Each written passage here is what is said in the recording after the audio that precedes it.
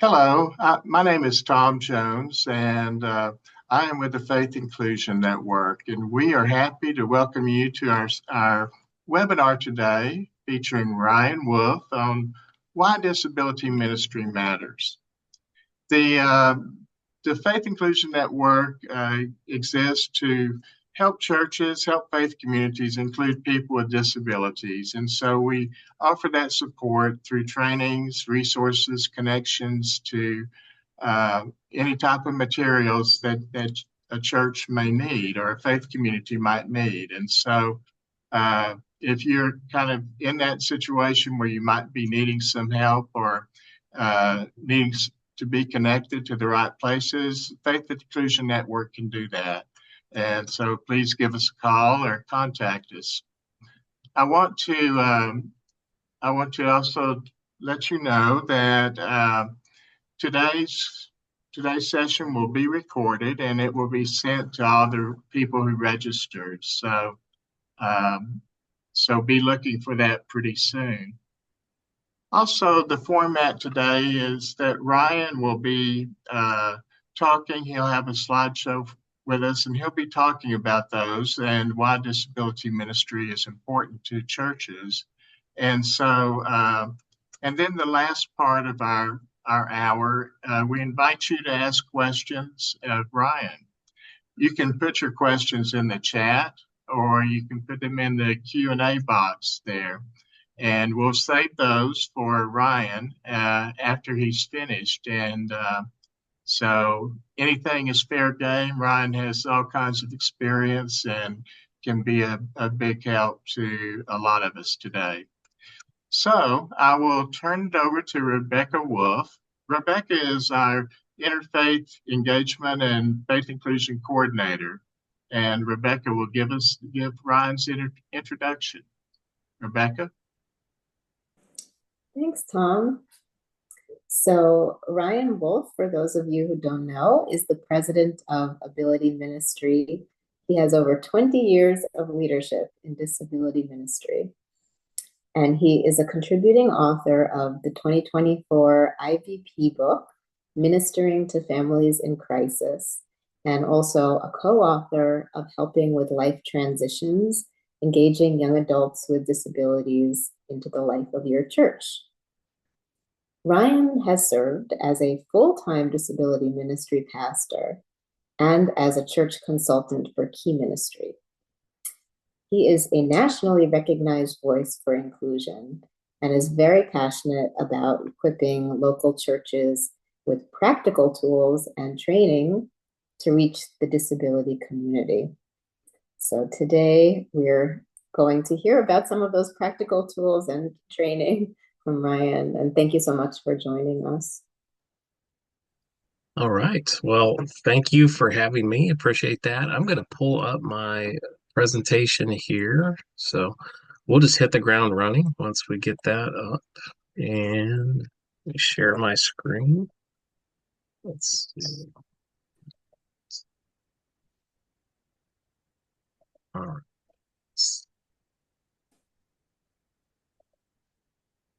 All right. Everybody's seeing that okay? Okay. Very good. All right. Well, let's just start right here. Why disability ministry matters for all faith backgrounds. Now, I've got lots and lots of information here, some statistics, some research, and I'm going to try to power through most of it. So if you have questions, like they said, feel free to drop them in the chat. We'll get to them in just a second. But when I think about this topic, this is one of those topics that I'm pretty passionate about because from research that we have seen, upwards of 90% of churches have no disability ministry programming, outreach, or an intentional inclusion at all. 90%. That's a lot. That means if you try to put a number to that based on whatever statistic you're looking at for how many churches there are in America, that means there are about 326,000 churches that have no form of disability ministry programming, outreach, or intentional inclusion at all. And to me, that's staggering. But I want to have a positive outlook on it. I want to believe that it's not happening mainly because it's a lack of awareness from leaders in those churches. So, a lot of what I've planned to talk about today is just raising that awareness why disability ministry matters for all faith backgrounds. Doesn't matter what kind of church, religious background you come from, I believe disability ministry inclusion matters for every community. So let's start by just raising some of that awareness today, and hopefully, as you have conversations with other churches, you can pass along some of this awareness. Let's start with just the fact of the prevalence of disability in our world. People with disabilities makes up the largest minority unreached people group in the entire world. Uh, People with disabilities is the only mission field that exists in every community. You don't have to travel across an ocean to reach out to somebody affected by disability because they're in your backyard. Disability is not something that discriminates. It crosses all lines, whether it be race, religion, socioeconomics, gender, it doesn't matter. Disability doesn't discriminate. And I always like to say it's the only minority people group with open enrollment. If you live long enough, you will join the people group of people with disabilities. Um, it's just one of those things, whether it's a matter of when and not if. So there's a great prevalence when it comes to how many people in the world live with disabilities. I'm going to take for you and kind of take a very broad view of how many people live with disabilities and try to narrow it down to see kind of how big it is in the world, but yet how small it is in your community. So let's kind of work our way through some stats. And I pulled these stats for where I was speaking last week. Last week, I was speaking at a conference in Cleveland, Ohio. So that's why you'll see stats specific to Ohio and Cuyahoga County. But I think this is a worthwhile exercise for any of you to do. So let's start at the kind of top of the funnel. There are over 1.5 billion people with a disability worldwide. In the United States, there are 341 million people. 70 million people live with a disability. That's around 20%. In the state of Ohio, where I live, there are 12 million people. 1,635,891 people live with a disability under the age of 65. And you pull those numbers from the census, and the reason they give that mile marker of under the age of 65 is because these are people who have a disability, not due to aging. Like I said, if we lump all of those numbers in, you're probably going to double that number. And then in Cuyahoga County, there are 1.23 million people. 186,000 people live with a disability under the age of 65. And this is a great exercise for any of you to do. Study the statistics of your community, find out exactly how many people live with a disability. You can do that by going to the census.gov and pulling information from there. It's a great way to build awareness, especially if you're approaching a church leader about starting a disability ministry or starting an inclusion program. It's just raising that awareness. How many people in our community would benefit from that? These are great numbers to have. Let's continue to drill down, though, on numbers in our community. If we look at the most recent reports from the CDC, we know that 26% of adults live with a disability.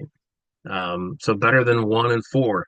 I often hear from churches in different places, we don't need a disability ministry because we don't have any people with disabilities. And, that's coming from the perspective of somebody saying, I'm looking out into my congregation and I don't see somebody with a wheelchair is basically what they're saying. But we know that when we talk about disability, it's far much more than a wheelchair user. 80% of disabilities you can't see by just looking at someone because it encompasses so many different hidden disabilities. So 26%, 1 in 4 already in every faith community and congregation, there are already 1 in 4 adults with a disability. According to the recent census, again, 2 in 7 families has a family member with a disability.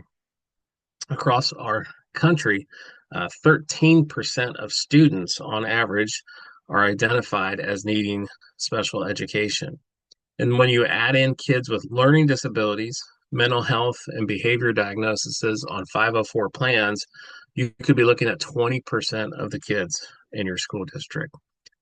Again, public schools have to release information because they're public schools. So you can actually find out how many kids have disabilities or IEPs in your school system. You can find out exactly what kind of disabilities surround your faith community, and you guys can come up with some very intentional ways about how you can be a blessing to your community.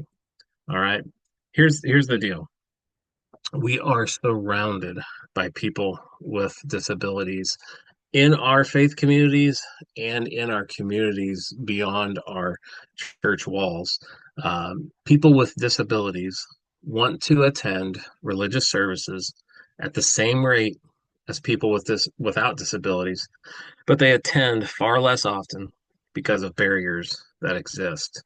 So I want to talk a little bit about some of those barriers as we continue to kind of raise this awareness, as we continue to look at, okay, there is a huge population of people with disabilities that faith communities can reach out to, bring hope to. Let's find out maybe why this isn't happening and maybe if there's a disconnect that needs to be approached. So here's another recent study. This was from Lifeway Research, and the survey question that went out to churches, these were Protestant churches, they asked if a person with disabilities would feel welcome at their church. And amongst the pastors, 81% strongly agreed, but 99% of Protestant pastors said absolutely, if a person with disabilities showed up at our church, they would feel welcome. Amongst those same churches, these are surveys done amongst the churchgoers, not the staff. They said again, 91% strongly agreed that if a person with disabilities showed up at their church, they would feel welcomed, and 97% overall. So again, churches, staff, and church goers believe that they are welcoming to people with disabilities. However, some of the things that we see in further research paints a different picture. Let me share with you some more studies here. According to their parents, fewer than one half of children and youth with autism, deafblindness, intellectual disabilities, or multiple disabilities participated in religious group activities at any point in the previous year. So less than half. All right. Another study. When more than 200 parents of adolescents and young adults with autism were asked about their children's attendance at religious services, less than one-third reported that their child attended religious services on a weekly basis. Furthermore, only 11% of youth and adults with autism attended social events at religious settings more than once or twice a month. So here we have churches that say absolutely anybody with a disability walked into our church, they would feel welcome. And then here we have families that say, well, our kids aren't attending at the same rates as everyone else. So what is the disconnect? What's happening between the two groups? One that believes they're welcoming and one that doesn't necessarily feel welcomed, because these are important things to address as we want to be, faith communities that do include meaningfully offer places of belonging for people with disabilities and their loved ones. Let's look at some of the reasons for the disconnect. One of the biggest ones I would say is hurt. Many families affected by this carry deep hurt from past experiences with churches. They long to worship, but often encounter barriers, rejection, or lack of support. The pain leads many to stay at home or to never return, not because they don't desire God, but because they don't feel His people desire them. And this is one of those things it's you hear these stories, or at least I hear these stories from families all the time that they're turned away from churches because churches aren't sure what to do with their kids or with a loved one with disabilities. And it's hard for me to fathom that like this still happens today, but it is very, very prevalent, and word travels quickly through the disability community. If people find out there's a church where someone was treated poorly, um, oftentimes the people won't give those churches uh, another chance. So I'm going to read the second study first before the first one here to kind of drill down on this. In one study, over 400 special needs parents involved in faith communities, 32.3% of these families said they had left at least one church because their child was not included or welcomed. And it's overwhelming, it's heartbreaking, but it happens all the time. Beyond that personal experience with the church, I wanted to include another statistic that is not specific to churches, but I think is important for all faith communities to have a real understanding of when it comes to the hurt that the disability community experiences on almost a universal level. All right, this is a national study.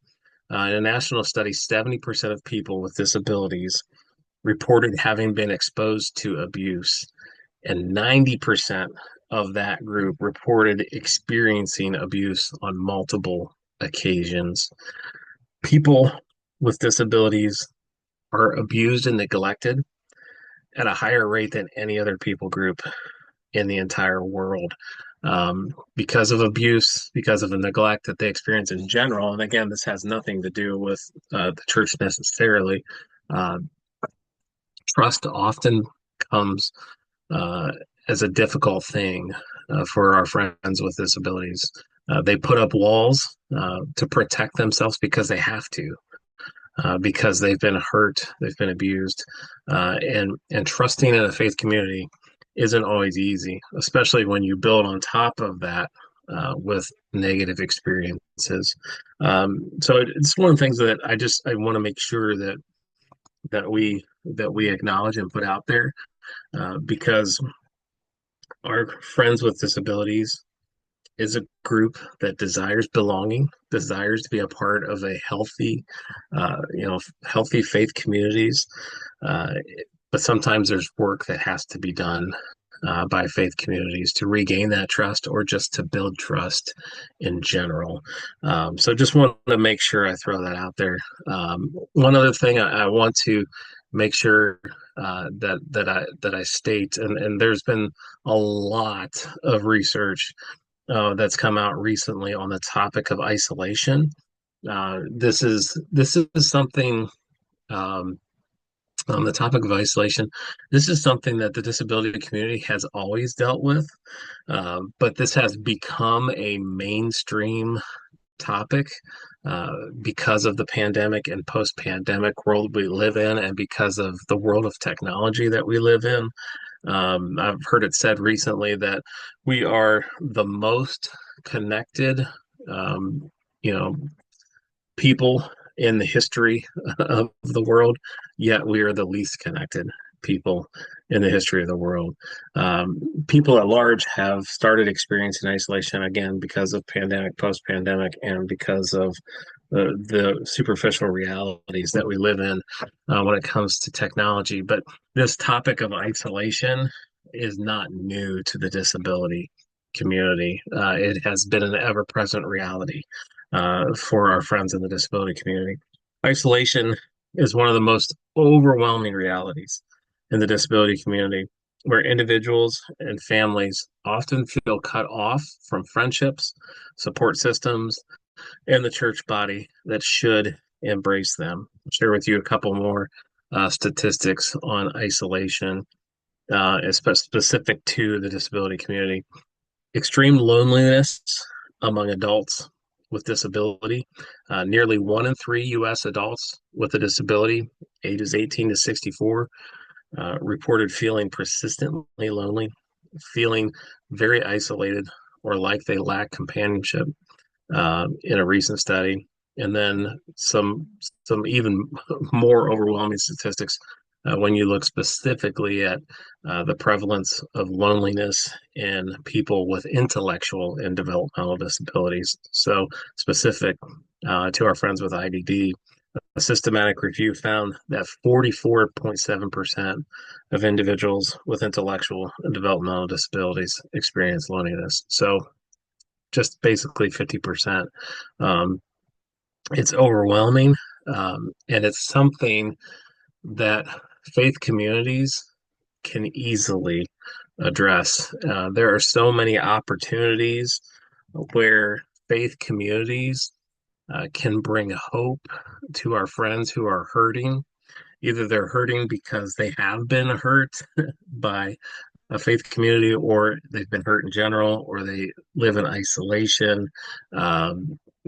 There's just so many opportunities for faith communities to embrace their disability community, to bring hope and to bring healing. And that's why I'm glad that we're having this conversation.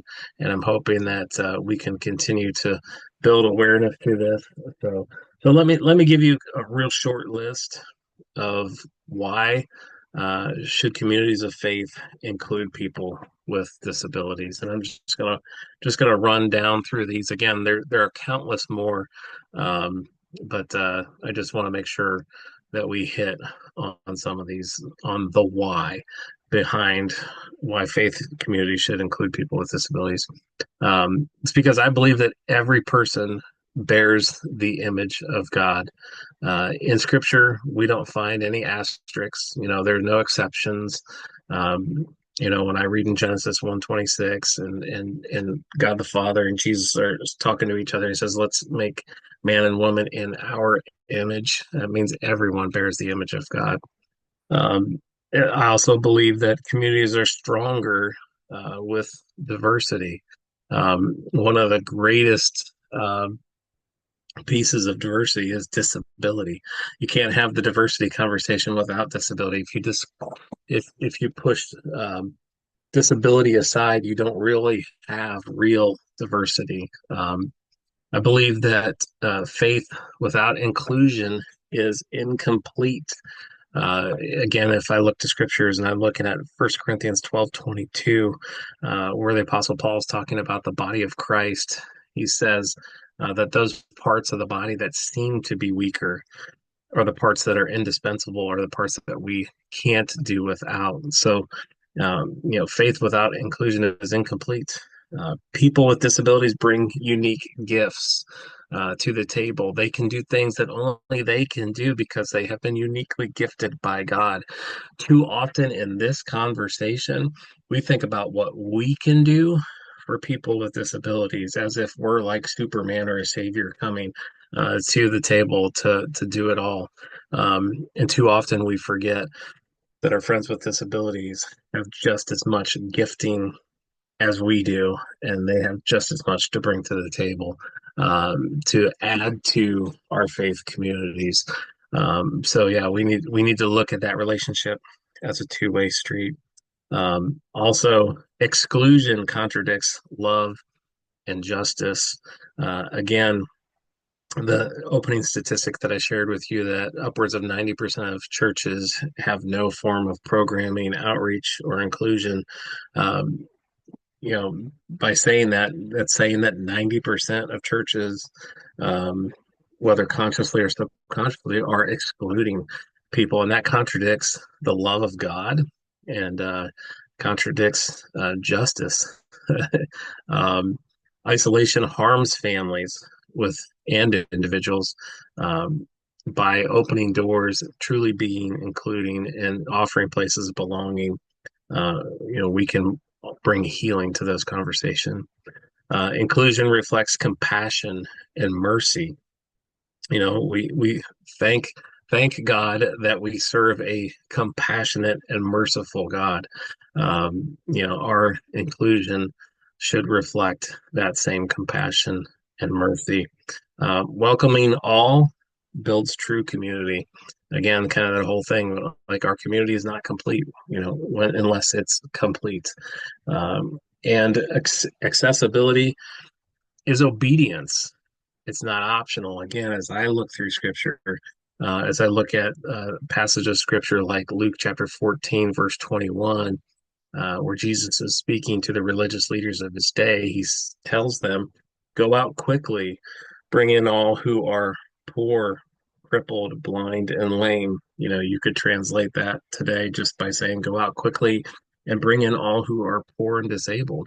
It's a command from Jesus. So I would say, for me at least, accessibility is a matter of obedience to Jesus and is not an optional thing for churches. And that's why we really need to work hard to get that 90% of churches that do nothing, whether consciously or subconsciously, to respond to this awesome opportunity to bring hope and healing and wholeness to their faith community and their community at large. So how do we get people on board? Again, I've got a list that I'll roll through here pretty quickly, and then pretty soon we'll get to some of those questions that we'll be looking at here in the chat. So how to get people on board or to join the movement? The best way possible is by sharing personal stories of people with disabilities and their families. Not only us sharing those stories, but giving a voice to people with disabilities to allow them to share their stories about what it means to be included, what it really means to have a place of belonging in a faith community. Our personal stories are always the most powerful things. Another thing that we can do is what we're doing today. Highlight the gap, show the statistics between isolation, exclusion, show the prevalence of disability, show the opportunity to reach a mission field that exists in your backyard that you don't have to travel overseas to bring hope to. Use scripture or universal values about dignity, love, and justice. These are great ways to help people see the importance of disability ministry, inclusion, belonging. Start small, pilot a program or an accessible event. You don't have to have it all figured out to do something. The important thing is that you see a need and that you meet a need. It can be as small as starting with one friendship with one person because it makes the world of difference to that person. And if it grows into a program or if it grows into an event, that's great. Invite leaders with disabilities to speak or to give advice. Again, it shouldn't be us, just being that mouthpiece or advocate for people with disabilities. It should be people with disabilities having a seat at the table, having opportunities to lead and speak. Demonstrate the benefits about how we are stronger as a community together, how we're enriched spiritually when everybody's bringing their spiritual gifts to the table and building up communities of faith. You can provide training on disability etiquette and accessibility. These are some of the really, really basic things that every faith community can do. Obviously, you want to address some of the accessibility issues, whether it be physical accessibility issues, but oftentimes the harder things to address are the attitudinal accessibility issues, and disability etiquette is a great way, uncovering some of those wrong assumptions about disability, doing those education pieces are super important to help aid in accessibility and inclusion. Celebrate successes. and share visible wins. You know, as you have those wins, take time to document it, write about it, take pictures, videos. You know, share the testimony at your church. You know, create a video. These are great ways to help advance what you want to do, because as those positive words get out, it helps with your entire community. You can show financial feasibility. What I want to say about that is that inclusion doesn't always have to have a huge cost. A lot of churches that we talk to think that they can't do it because they don't have a big budget. You don't have to have a big budget. Like I mentioned a second ago, uh, it starts with friendship. It just starts with treating other people the way that you would want to be treated. That golden rule. If you can do that, you don't need a budget. There are full integration type approaches to disability ministry that you can take that really don't cost much money. So don't allow the obstacle of finances to stand in your way. Another thing that you can do is to frame it as mission work, reaching the largest unreached people group in your community. Make it a part of your mission. I know, regardless of your faith background, you know, our religious communities aren't just holy huddles or country clubs that are just for insiders. We want to share the good news with our community, and we want to grow our religious communities. So approach it as mission work. So I know I've powered through a lot of information. I wanted to share some of my contact information here. So if you've got a second, you can write it down. We have lots of different free resources at abilityministry.com. You can find us all over social media at Ability Ministry. And if you want to email me personally, you can email me, Ryan at abilityministry.com. That's the easiest way to get a hold of me. We're passionate about helping religious, communities of all different faith backgrounds be accepting and welcoming of people with disabilities, helping them find a place of belonging, helping them find healing and wholeness within religious communities. So if we can help you in any way, we would love to. So that's just a real quick run through on why disability ministry matters for all faith backgrounds. So at this point, I am going to stop the screen share and I will open it up for questions. I see that we got several in the chat. Rebecca or Tom, um, how do we usually go through some of these Well, Q&A times? okay, yeah, Topher Indris is going to lead us through that. So I think we have a few questions, and I'll turn it over to Topher. Hello, everyone. And Ryan, thank you so much for your words and being with us today. I see that we do have a couple of questions here, maybe even just some comments and stories here in the chat. So I will encourage anyone who finds it accessible, feel free to write into the chat or into the Q&A and add some of your own reflections and questions for Ryan. The first that I want to bring up is I see some kind of a longer form story here from Nicole, who's joining us from Quebec. And Nicole, I'm going to try and truncate your story down just a little bit so that we can maybe have Ryan respond to it just briefly. And then I see some other maybe more technical questions here. But Ryan, Nicole shares with us that she's interested in going into seminary, that she identifies as autistic, that she's had some negative experiences in the past with some ministers who did not acknowledge or welcome that and intentionally push that away from their ministry. And there's some questions around how do we support people going into seminary from a practical perspective? How do they advocate for themselves, and how do we help amplify the needs for them in particular, I think Nicole shared that there was an app that her seminary is wanting to use that's not accessible to her. So what are the things that churches can do to better support our folks who are disabled and are already in our churches, but maybe aren't welcomed or included very well? All right. Well, Nicole, thank you for sharing that part of your story. I appreciate you for trusting us with that. And I just want to say I'm sorry. Sorry that you've been treated that way. It shouldn't be. And I just want to apologize that that's happened to you. I also want to encourage you and tell you again, thank you for being courageous and not giving up. So many people that are hurt by church run away, but you're not running away from your calling, and I'm encouraged by that. So thank you, Nicole.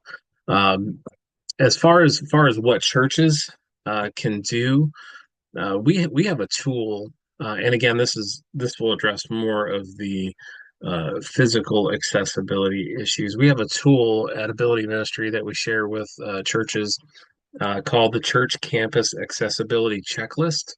It's a front and back page document and inventory that churches can literally walk their campus from parking lot to lobby to classrooms to worship center to bathrooms and see exactly how accessible they are or are not.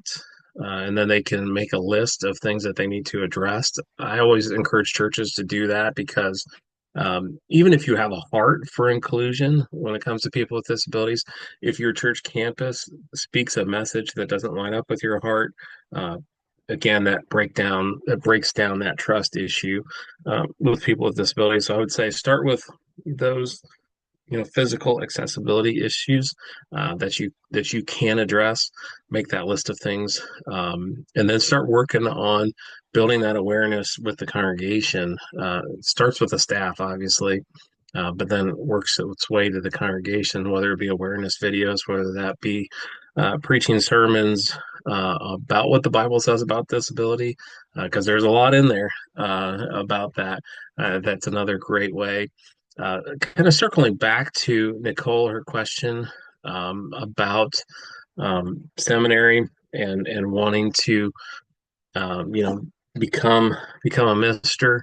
Um, I just think that's awesome. I don't know what is or isn't available in Quebec, so I apologize. I don't know where Nicole is going to school. I do know Liberty University. It's an online university. It has started a great disability ministry program. Sandra Peoples, one of my friends in the disability ministry movement, leads up a lot of those courses. So, again, I don't know where Nicole's going in Quebec, but if that wouldn't end up working out, I would highly recommend for her or for anyone else to check out Liberty University, their disability ministry program. So, trying to hit hit a couple different things there with that. But again, thankful for Nicole for being here and sharing part of her story. And I'll add on to that. I think knowing that there are programs that are better, just like communities, disabled communities in cities know there are churches that are known for being better or worse at inclusion. We know that there are schools and programs that are better and worse at supporting students with disabilities. And so perhaps something Finn could do in the future, or Ryan, you could do in the future, is compile a list of those, and we could disseminate that and help amplify the programs that are known. In that way, then there are more accessible options for those who might, maybe they wouldn't find Liberty's theology to be in line with theirs, but they would find another school, and another person might find Liberty to be a perfect fit. So getting that information out would be really helpful, I think. Yeah, absolutely, absolutely, and beyond like the school kind of like in the program side of things, one of the things that we've started doing several years ago at Ability Ministry is we started what we've called our church campus locator tool. For lack of better words, we have a map on our website where you can plug in your zip code and you can pull up churches. Now, most of these are Protestant churches, but that have some form of disability ministry programming, outreach, inclusion type of things. So again, there are not a ton out there, but the ones that we have identified, we've included on our church locator tool. So if people are looking for a place of belonging, this is another great way to say what's out there. And obviously, we don't know of every church that's out there, but these are churches that we have encountered and know that they are actively trying to be welcoming and inclusive. So on the church side, not necessarily the education side, we have created and started that tool on our website. Great. Well, kind of shifting from those who are getting training to those who have already done their primary training, Susan has asked a question here. When pastors are uncomfortable with people with intellectual and developmental disabilities and they have no experience, no education, no training, because we all know the ATS schools primarily did not include this up until very recently, and even still limited pool. So if you're a minister who came from one of those schools where we didn't talk about disabilities, and you struggle with relating to them, how can we help those ministers become comfortable and willing to reach out for help?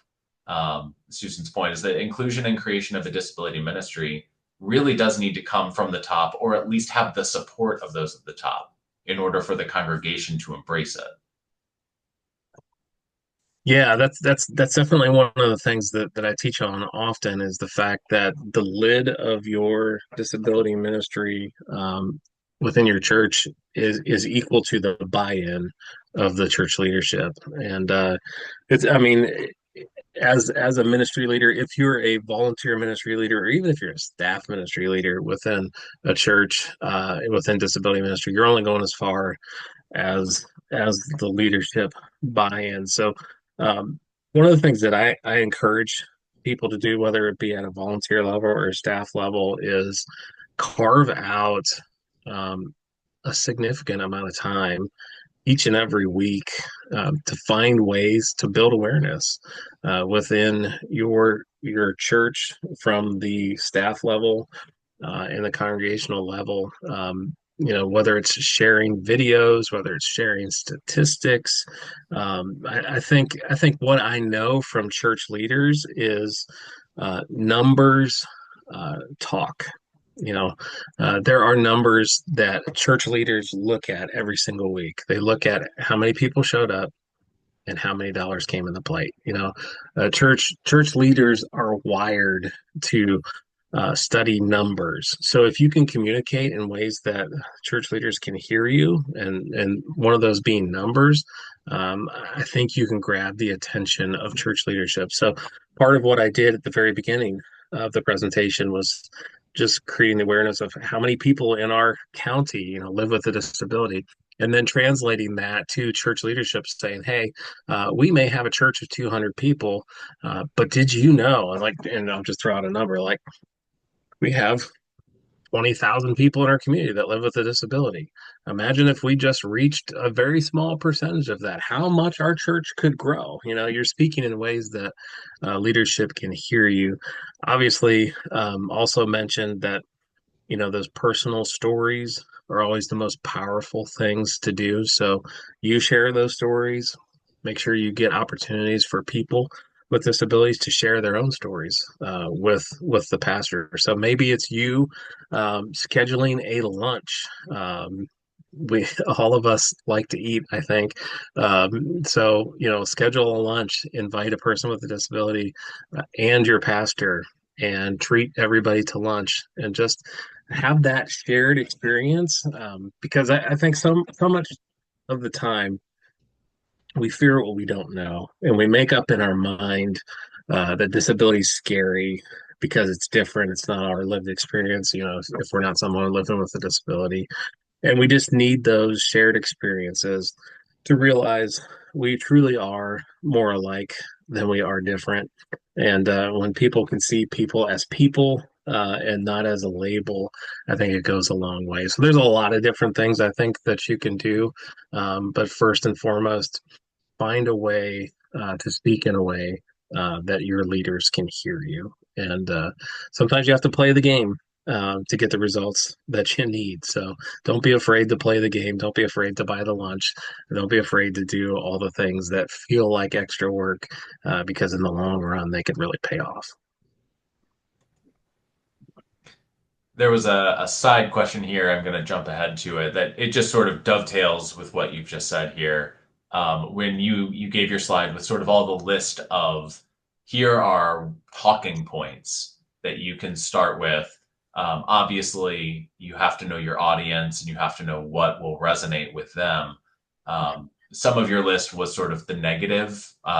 This is something we ought to be doing. We're called to be doing it, and we aren't doing it.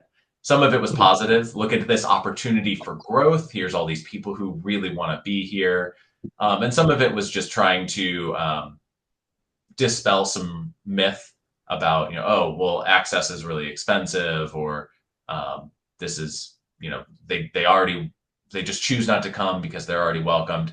Of those kind of different categories. And obviously it depends, on the person, but have you seen success with leading with one of those more so? Is it the financial? Is that the best to lead with, or is it the positive opportunity, or what in your opinion? In my opinion, I would stay away from the financial. As I mean, don't hit that first. That's always in the back of the mind of the pastor. Well, we don't have the budget for this, or we can't afford to add the elevator or the lift, or so he, they're already thinking about that. So I wouldn't necessarily lead with that. I would, if I'm going to pick anything.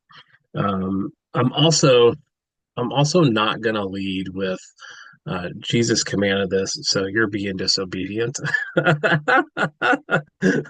It's true, but I'm not going to lead with that sledgehammer.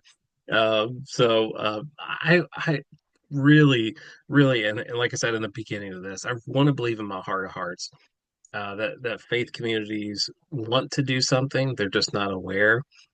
So as much as you can lean into the positive and see opportunities for bringing hope and becoming complete as a faith community, I lean into the positives. Then you can dispel some of the myths, whether it be the budget, and then in the end, if they're still like, no, we're not doing this, then you can drop the sledgehammer if you want to. But yeah, I wouldn't recommend that. So yeah, lean into the positive.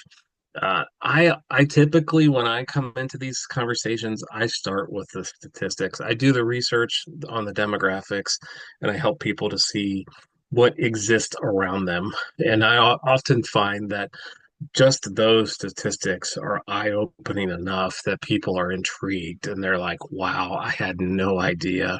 We should definitely do something in this area. So do the research, have those statistics ready, come to the table with a positive story, and then, react and respond based on the roadblocks that inevitably will get thrown up in front of you.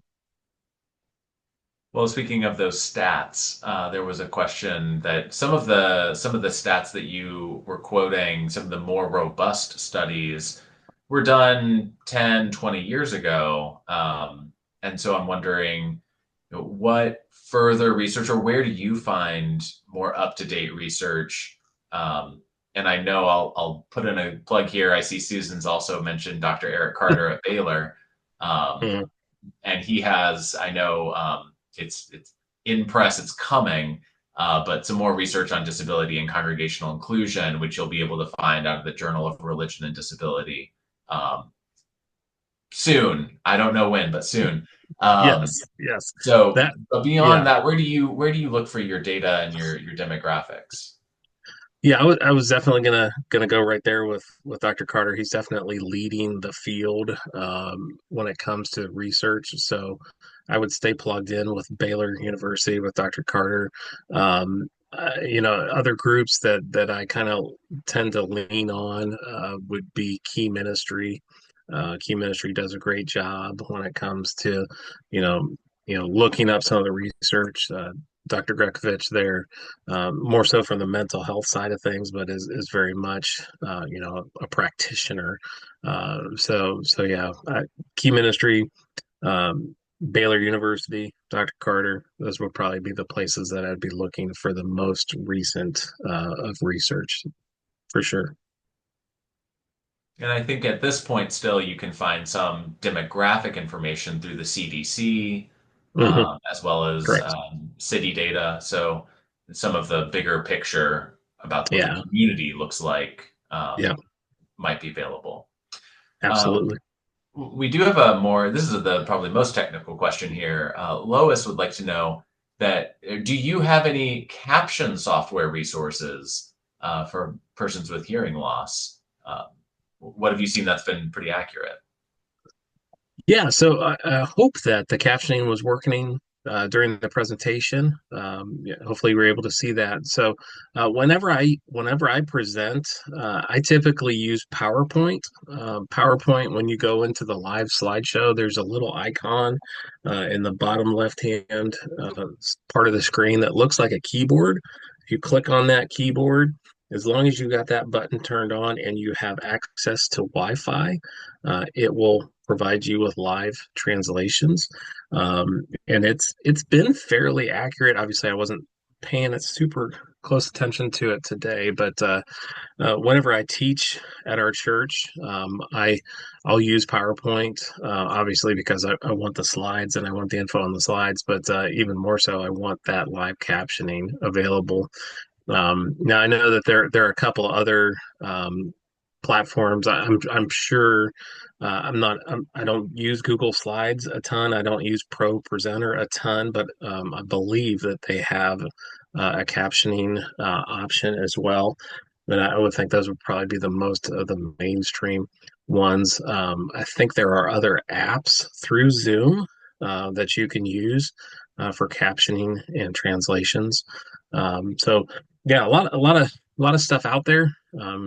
So I would just search live captioning options based on whatever platform you have available to you, and you can use that. But it is a huge blessing. Uh, like I said, when I teach on Sundays, we have a group of about 100 adults, and inevitably within the 100 adults, there's two or three that rely on that captioning. So it's super helpful. Yeah, it's a great question. I think I've been trying to check out the captionings as we go, and I do know, having planned events before COVID and now post COVID, well, post the start of COVID, we're not post COVID, but um, the fact that kind of the whole world had to go online all at once, there was a lot of investment in making captioning more accessible and better. And it definitely, if you have a fairly minimal accent and speak slowly and can avoid a lot of proper names that might be quite confusing, then captioning is usually very, very good compared to Yeah. where it was even just 2 or 3 years ago. But if you're someone who uses a lot of technical jargon or a lot of names of places, a lot of names of people, or a lot of non-English based words or names, or have a strong accent, which is a lot of people, captioning becomes less and less innately powerful. So it's a great question to have, and Mhm. I thank you. We have one more question. I'm just going to name this question. It's a huge question, so we're not going to answer it today. We will answer it in another webinar. But Kevin writes us about doing much of the same work that you were doing through his organization, Faith for All. When he speaks to religious communities and tries to explain about discrimination, he suggests that people unconsciously feel a tension because they don't want to struggle with the problem of theodicy, how bad things happen to people who don't deserve them. And Kevin would like to discuss what we think about theodicy and disability. And Kevin, I'll say that's an amazing question. We have about 2 minutes left. and that would do a big disservice to that question if we tried to answer it. So Ryan, I will just put that out there for everyone. But Tom, I think I'm turning this back over to you. Thank you all for the questions, and Ryan, thank you all for your willingness to be responsive. Yeah, thank you. Thank you so much, Topher, for handling those questions. And Ryan, we want to thank you for presenting today. You've given us a lot of great information on why disability ministry is a must and why it should happen in our churches for sure.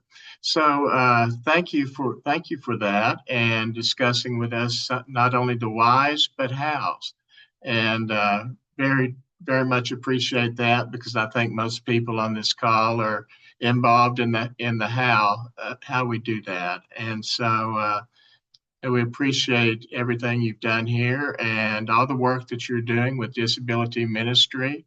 Check out their website. I think Ryan put his contact information there as well, and so check that out. There are a lot of resources. Finn has as many, Disability has many, Key Ministry, a lot of resources out there for people on this call to get information and help you along with the how question too.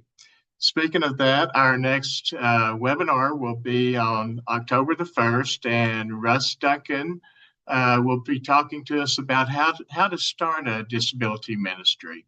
So we hope to see you then. And so I want to thank you for attending. And the webinar was recorded and will be sent to you as well. So thank you for this great presentation and piquing our minds to think about best ways to include people with disabilities in our churches.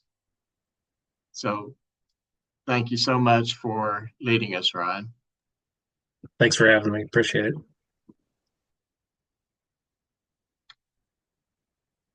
All right. Well, good. I'm going to stop the recording.